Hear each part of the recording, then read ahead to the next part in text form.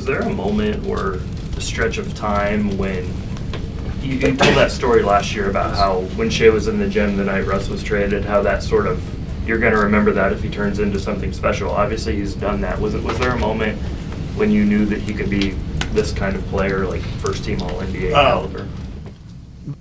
I don't really have one like that. I think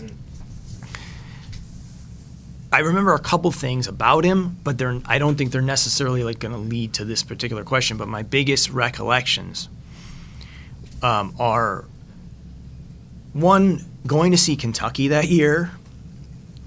Oh, I saw them a lot because they have so many players. You know what I mean?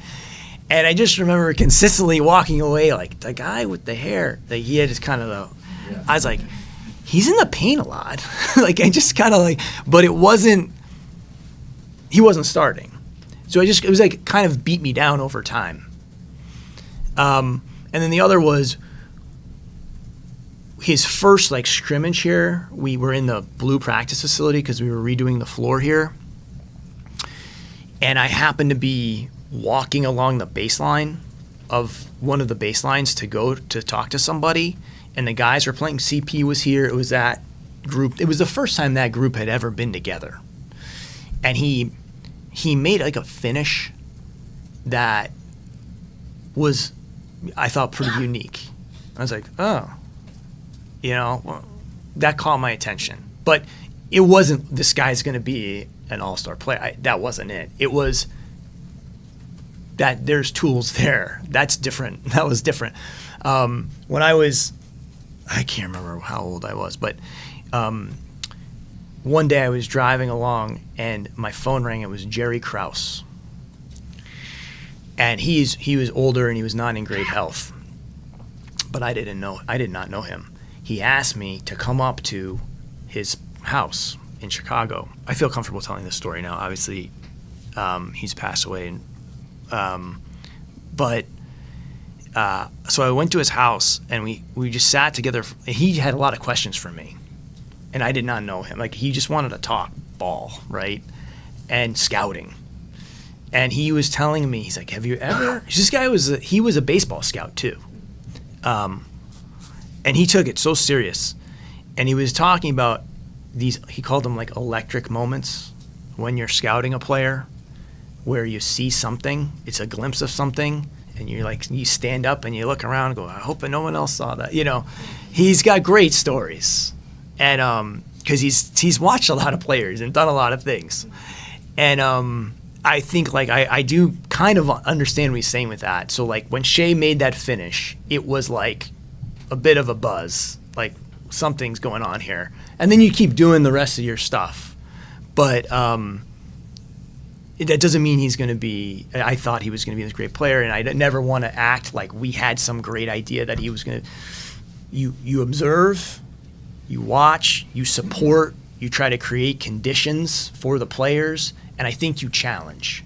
And I do think that's one thing that sometimes in the league today is missing, is because the playbook in so many ways is to pit the player against the team. In a lot of ways, people are not challenging. And I think, I don't think that's a relationship. I think a relationship can't be built on appeasement. No, at least no relationship that I've seen be successful that way. I think you have to be open. You have to work together. You have to challenge and continually raise the bar. And I think that's the best thing about Shai, is like he responds well to that. And in the world today, I think it's like the player is a victim of something or the team is a victim. And it's like when you're in a relationship, you're together in that. You work through things together and you have to talk about that stuff together. And you might disagree about things, but like you got to have the basis of that. And it starts to me with these great players, they all want to be challenged.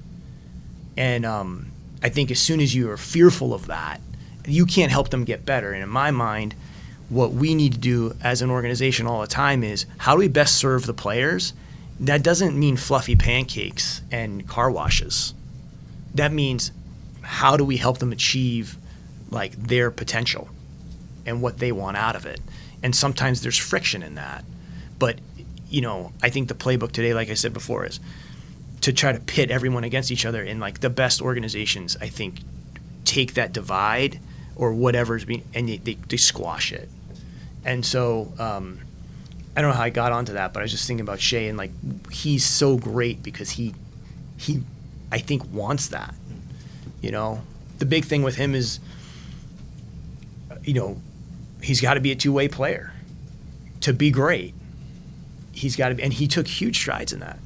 But he's got to play both sides, and if he becomes a great defender, that's a problem for other people, you know.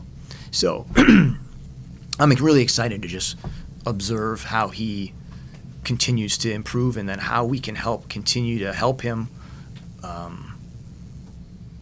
you know, explore his potential. But you got to do that together. Yeah.